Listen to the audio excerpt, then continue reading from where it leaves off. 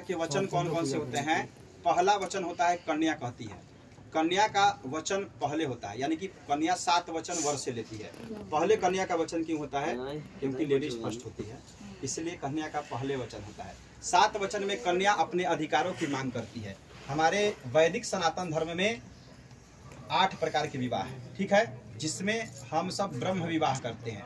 ये जो सारी प्रक्रियाएं हैं ये ब्रह्म विवाह है। और आजकल जो लोग भाग करके शादी कर ले रहे हैं, इधर उधर कर रहे हैं शादी, या अपने मर्जी से कर ले रहे हैं कोर्ट मैरिज, उसको राक्षसी विवाह कहा जाता है। हाँ, राक्षसी विवाह उसको शास्त्रों में कहते हैं, ठीक है, आसुरी विवाह जिसको कहते हैं। और ये आपका ब्राह्म विवाह होने जा रहा है, ठीक है। तो इस अंतर्गत 7 वचन जो होती है वो कन्या लेती है आपसे, यानी कि अपने पूरे परिवार को, अपने पूरे समाज को छोड़कर जा रही है, अपने घर परिवार को, जहाँ बचपन से पल बढ़ के बड़ी हुई वो छोड़ करके आपके घर साथ जा रही है। तो पहला अधिकार कन्या का है कि आपसे वचन ले रही है, ठीक है। पहले वचन में कन्या कहती है तीर्थाव्रतोद्यापन यज्ञदानम मया सह त्वं यदि कर्म कुर्या वामांगमायामि तदा त्वदीयं जगादवाक्यं प्रथमं कुमारीं। देखिए, इसके पहले आप कहीं जाते थे फ्रेंड सर्किल में, किसी के साथ, मित्रों के साथ जाते थे घूमने फिरने। इसके पहले आप बैचलर थे, ठीक है। अब आप बैचलर नहीं है, अब बैचलर का टाइटल आपके पर से हट जाएगा, ठीक है। अब आप मैरिड लाइफ में आ गए हैं। तो सबसे पहले कन्या कहती है कि आज के बाद आप कहीं भी घूमने जाएं, किसी तीर्थ स्थल पर जाएं, कहीं घूमने फिरने जाएं, तो मुझे भी अपने साथ ले चले। हमेशा हर ट्रिप पर नहीं तो कम से कम साल में एक बार ऐसा जरूर ट्रिप बनाएं जिसमें आप हमें अपने साथ लेकर के कहीं तीर्थ स्थल पर, कहीं धार्मिक स्थल पर, यानी कहीं घुमाने फिराने ले जाएं, ठीक है। और इसी में है यज्ञ दानम मया सहत्वम, यानी कि पूजन पाठ, यज्ञ दान इत्यादि कुछ भी करें आप, तो उसमें आप मुझे अपने साथ रखिए। जीवन का मतलब ये नहीं है कि केवल कमाए धमाए खाए पिए और हो गया। दान पुण्य करना, पूजन पाठ करना, ये भी हमारे जीवन का अभिन्न अंग है, क्योंकि इससे हमारे अंदर संस्कार की वृद्धि होती है। तो कन्या यहाँ कह रही है कि इसके बाद दान पुण्य यज्ञ पूजन इत्यादि भी करेंगे, तो आप मुझे अपने साथ लेकर करना। अगर स्वीकार करते हैं तो मैं आपके वामांग, यानी कि अभी कहाँ बैठी हुई है? आपके दाहिने साइड में बैठी है। तो अगर ये बात आप मानेंगे तो आपके मैं वाम भाग में, यानी कि लेफ्ट साइड में आने के लिए तैयार हो जाऊंगी। बोलिए, पहला वाक्य मंजूर है? चलिए, ठीक है। दूसरे वाक्य में कन्या कहती है हव्या प्रदानैरमनान पितॄन् कव्या प्रदानैर्यदि पूजयिथा वामांगमायामि तदा त्वदीयं जगादकन्या वचनम द्वितीयम। दूसरे वाक्य में कन्या कहती है, देखिए, जब एक बालक का जन्म होता है परिवार में, तो उसके पूरे परिवार के लोग खुश हो जाते हैं। किसी बालक का जन्म होता है तो परिवार के सभी लोग खुश हो जाते हैं। क्यों खुश हो जाते हैं? इसलिए नहीं खुश हो जाते हैं कि पुत्र जन्म हुआ है, इसलिए वो खुश होते हैं ताकि वृद्धावस्था में आगे चल करके ये हमारा मान सम्मान करेगा, हमारा पद प्रतिष्ठा करेगा, हमारा आदर सत्कार करेगा, परिवार में सबको लेकर के चलेगा। तो कन्या दूसरे वचन में कहती है हव्य प्रदानैर रमणान प्रीतिन। हव्य और कव्य 2 चीज होते हैं जीवन के मुख्य अंग। हव्य यानी हवन इत्यादि करना, और कव्य यानी पिंडदान करना, ठीक है। ये 2 चीज अभिन्न अंग है हमारे जीवन के। तो आप इसके बाद से हवन इत्यादि करेंगे, यानी पूजन पाठ इत्यादि कुछ भी धार्मिक कार्य करेंगे।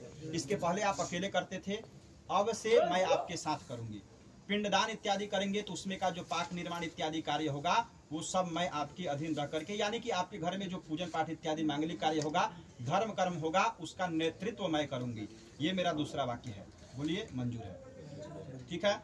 तीसरे वाक्य में कन्या कहती है कुटुंब रक्षा भरणे यदि त्वां कुर्याः पशूनां परिपालनं च वामांगमायामि तदा त्वदीयं जगादकन्या वचनम तृतीयम। यहाँ पे कन्या कह रही है कुटुंब रक्षा भरणे यदि त्वं। देखिए, इसके पहले आप अकेले थे, आपका परिवार अकेला था। लड़का और लड़की में कोई भेद नहीं होता है आज के समय में, ठीक है। इसके बाद जब विवाह आदि मांगलिक संस्कार संपन्न हो जा रहा है तो आपका और हमारा परिवार, दोनों परिवार एक हो जाएगा। केवल आपका ही परिवार नहीं है और न मेरा परिवार है, दोनों परिवार है। तो इसके बाद से ऊंचा नीचा वाला सिस्टम नहीं रहना चाहिए। यानी कि आपका परिवार जितना महत्वपूर्ण है उतना मेरा परिवार, न आपका परिवार होगा न मेरा, अब हमारा परिवार है। दोनों परिवार किसका है? न आपका है न मेरा है, हमारा परिवार है, यानी कि हम दोनों का परिवार है। तो आपके माता पिता का सम्मान मैं करूंगी तो आप भी हमारे माता पिता का सम्मान करेंगे। आपके परिवार का सम्मान आदर सत्कार मैं करूंगी तो आप भी हमारे परिवार का आदर सत्कार मान सम्मान करेंगे। ठीक है, ये मेरा तीसरा वाक्य है। और इसी में कन्या आगे कह रही है, कुर्याः पशूनां परिपालनं च। जीवन में केवल अपना भरण पोषण ही नहीं करना है, साथ में पशु पक्षियों का, यानी कि जो जीव जंतु हैं उनसे भी प्रेम रखना है, उनका भी भरण पोषण करना है। ठीक है, ये भी गृहस्थ जीवन का एक मुख्य अंग है। ठीक है, पहले के लोग गाय इत्यादि का पालन पोषण करते थे। ठीक है, और आज लोग ज्यादा पढ़े लिखे हो जाते हैं तो कुत्ता पालने लगते हैं। ठीक है, तो जो भी रखिए, कुत्ता रखिए, गाय रखिए या कोई भी पशु रखिए, उसके प्रति आपका स्नेह भाव होना चाहिए। ठीक है, उसके प्रति भी आपका प्रेम भाव होना चाहिए। ये मेरा तीसरा वाक्य है। बोलिए मंजूर। चौथे वाक्य में कन्या कहती है, आयव्ययो धान्य धनादिकानां पृष्ट्वा निवेशं च गृहे निदध्या वामांगमायामि तदा त्वदीयं जगाद कन्या वचनम चतुर्थम। चौथे वाक्य में कन्या कहती है, जो व्यक्ति अपने जीवन के आय और व्यय का ध्यान नहीं रखता है, यानी केवल कमाइएगा और खर्च का ध्यान नहीं रखिएगा, तो गृहस्थ जीवन, यानी गृहस्थ जीवन 4 स्तंभों से चलता है, धर्म अर्थ काम और मोक्ष, जिसमें आज के समय में धर्म का बहुत महत्व है। ठीक है, प्लीज डिस्टर्ब मत कीजिए। आय और व्यय, यानी कि आपका इनकम और एक्सपेंडिचर, यानी दोनों इक्वल होना चाहिए।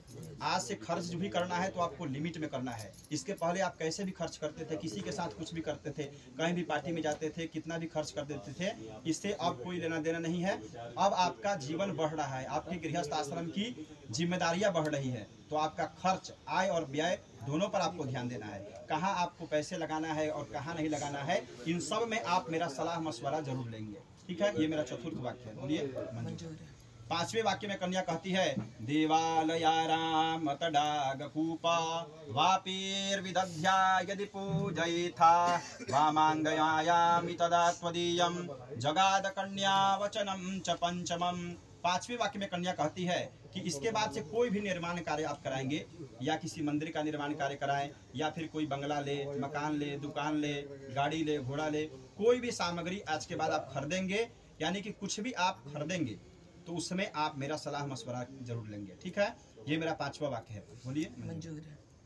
छठे वाक्य में कन्या कहती है, देशांतरे वा स्वपुरांतरे वा यदा विदध्या क्रय विक्रयौ त्वं वामांगमायामि तदा त्वदीयं जगाद कन्या वचनम च षष्ठमम।